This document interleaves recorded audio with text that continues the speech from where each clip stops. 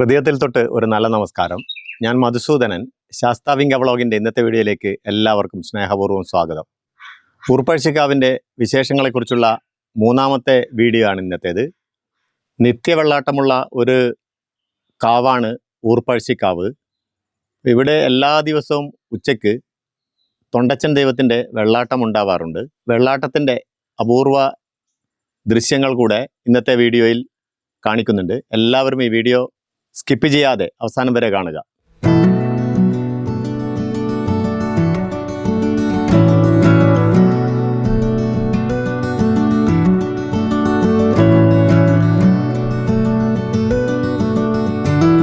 ഇത് ഇവിടുത്തെ പൂജാതി കർമ്മങ്ങൾ ചെയ്യുന്ന അവർക്ക് വേണ്ടിയിട്ടുള്ള അല്ലേ, തന്ത്രി മേൽശാന്തി അവർക്കെല്ലാം വേണ്ടിയിട്ടുള്ള ഭക്ഷണം ഉണ്ടാക്കുന്ന ഇവിടെ. പിന്നെ ഈ സാധാരണ നമ്മൾ സദ്യ കൊടുക്കുന്ന അഗ്രശാല വേറെ അല്ലേ? വലിയ അഗ്രശാല വേറെ. ഞാൻ കേട്ടത് ഇവിടെ ഒരു കിണറുകൾ ഒരുപാടുണ്ട്. 5 കിണർ. ഞാനിപ്പോൾ 3 കിണർ കണ്ടു. ഒന്നിന്റെ അപ്പുറം കണ്ടു, ഒന്ന് മുമ്പിലൊന്ന് കണ്ടു, ഒന്ന് ഇവിടെ കണ്ടു. 5 കിണർ അല്ലേ? ഇത്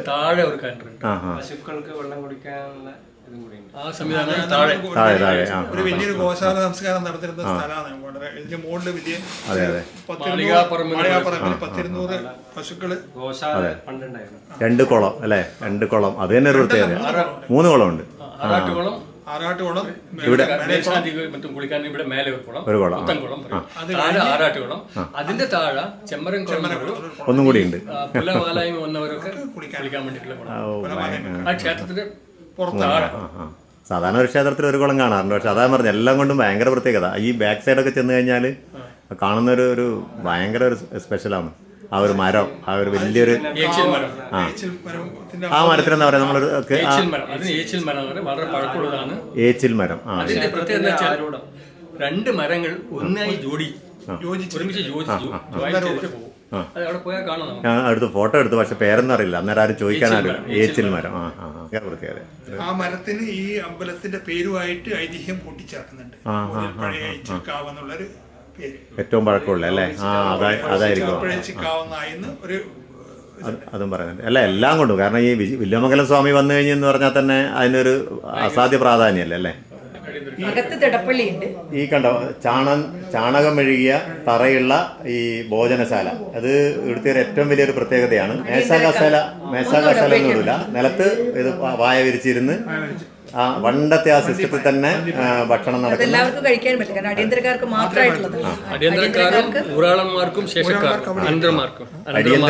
അടിയന്തരക്കാർക്ക്, ഊരാളന്മാർക്ക്, അനന്തരന്മാർക്ക്. ഇവിടെ നമുക്കൊരു ഇടനാഴി കാണാം. ഇവിടേക്ക് വെളിച്ചം വരാൻ വേണ്ടിയുള്ള സാങ്കേതിക വിദ്യ അത് ആ നിർമ്മാണ രീതിയിൽ തന്നെ ഉൾപ്പെടുത്തിയിട്ടുണ്ട്. നല്ല വെളിച്ചമുണ്ട്. പുറമേന്ന് അഴിയിട്ട ജനലുകളിലൂടെയും മുകളിലുള്ള ഈ കണ്ണാടി ഓടിലൂടെയും ഒക്കെ വെളിച്ചം നല്ല ഇതിലേക്ക് വരുന്നുണ്ട്.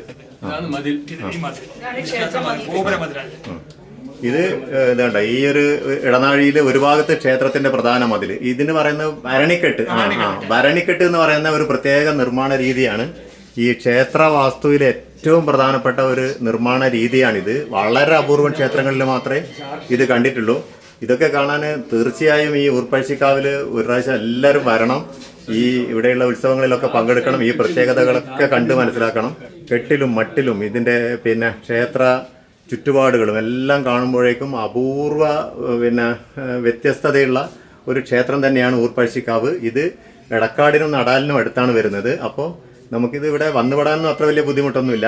എന്ത് തന്നെയായാലും എപ്പോഴെങ്കിലും ഒരു പ്രാവശ്യം എല്ലാവരും ഇവിടെ വരിക. ഇവിടെ എൻ്റെ മുമ്പിൽ കാണാം ഒരു വലിയ വട്ടണം, ഭക്ഷണം ഉണ്ടാക്കുന്നൊരു വലിയ ചെമ്പ്, കുടുവ എന്ന് പറയുന്ന വലിയ ചെമ്പ് കാണാം. ഇത് സാധാരണ ദിവസങ്ങളിൽ, അതായത് ശനിയാഴ്ച, അതുപോലെ മറ്റ് ചടങ്ങുകൾ, അതിനൊക്കെയുള്ള ഭക്ഷണം പാകം ചെയ്യുന്ന അഗ്രശാലയാണിത്. എല്ലാം അഴിയിട്ട ഇതാണ് കണ്ടോ, ചുമര് അഴിയിട്ട് വെച്ചിരിക്കുകയാണ്. അതുകൊണ്ട് അതിൻ്റെ ഒരു പ്രത്യേകത എന്ന് പറയുന്നത് വെളിച്ചം നന്നായിട്ട് ഇതിൻ്റെ അകത്തേക്ക് കയറും. ഇവിടെ പ്രത്യേകിച്ച് ലൈറ്റിൻ്റെ ഒന്നും ആവശ്യമില്ല. ശരിക്കും ഓടിൽ ഗ്ലാസ് വെച്ചതുകൊണ്ട് മേലെ നിന്ന് നല്ല സൂര്യപ്രകാശം അകത്തേക്ക് വരുന്നത്. പണ്ട് കാലത്തെയുള്ള ഒരു നിർമ്മാണ രീതിയാണ് ഇവിടെ കാണാവുന്നത്. അതാണ് നടത്തുന്ന ഹാളാണിത്.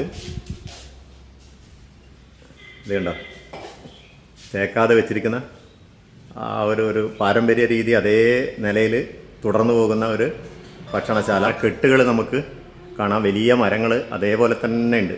എത്ര മനോഹരമാണിത്. ആ പാരമ്പര്യ രീതി അതേ നിലയിൽ നിലനിർത്തി എത്രയോ വർഷങ്ങൾ മുമ്പിലുള്ള ആ രീതി അതേ രീതിയിൽ തന്നെ നിലനിർത്തിയിട്ടുണ്ട്. തേക്കാതെ ചുമരിൻ്റെ ആ സൗന്ദര്യം അതുപോലെ തന്നെ നമുക്ക് ഈ ചെങ്കല്ലിൻ്റെ സൗന്ദര്യം അതുപോലെ തന്നെ കാണാൻ പറ്റുന്ന രീതിയിൽ ഒരു അതിമനോഹരമായ ഒരു ഭക്ഷണശാല. ഇത് ഒരു 250 പേർക്ക് ഒരേ സമയം ഭക്ഷണം കഴിക്കാൻ പറ്റുന്ന 200-250 പേർക്ക് ഒരേ സമയത്ത് ഭക്ഷണം കഴിക്കാൻ പറ്റുന്ന ഒരു ഭക്ഷണശാലയാണ്. അന്നദാനം മഹാദാനം. കാരണം നമ്മൾ എന്ത് ദാനം കൊടുത്താലും അതിൽ നിന്നെല്ലാം കിട്ടുന്ന പുണ്യങ്ങളെക്കാൾ 10 മടങ്ങ് പുണ്യമാണ് അന്നദാനത്തിലൂടെ നമുക്ക് കിട്ടുക. ഉപാസന എന്ന നിലയിൽ ദാനം ചെയ്യുന്ന ആർക്കും കഴിക്കുന്ന ആർക്കും ഒരുപോലെ ശ്രേയസ് കൈവരുന്നു. പ്രസാദം കഴിക്കുന്നത് കൊണ്ടുള്ള പുണ്യം തൽക്കാലം വിശപ്പടക്കൽ മാത്രമല്ല, യജ്ഞശിഷ്ടമായ വേദ്യാന്തമാണ് അനുഭവിക്കുന്നത്. സകല ദുരിതങ്ങൾക്കും കാരണമായ ജന്മാന്തര കർമ്മദോഷങ്ങൾ നീങ്ങിക്കിട്ടാനുള്ള ഭഗവൽ അനുഗ്രഹം അങ്ങനെ ലഭിക്കും. ജന്മാന്തരങ്ങളായുള്ള കർമ്മദോഷങ്ങൾ നീങ്ങിക്കിട്ടാനുള്ള ഭഗവൽ അനുഗ്രഹം ഈ അന്നദാനത്തിലൂടെ ലഭിക്കുമെന്നാണ് ഇതിൽ നിന്ന് നമുക്ക് മനസ്സിലാവുന്നത്.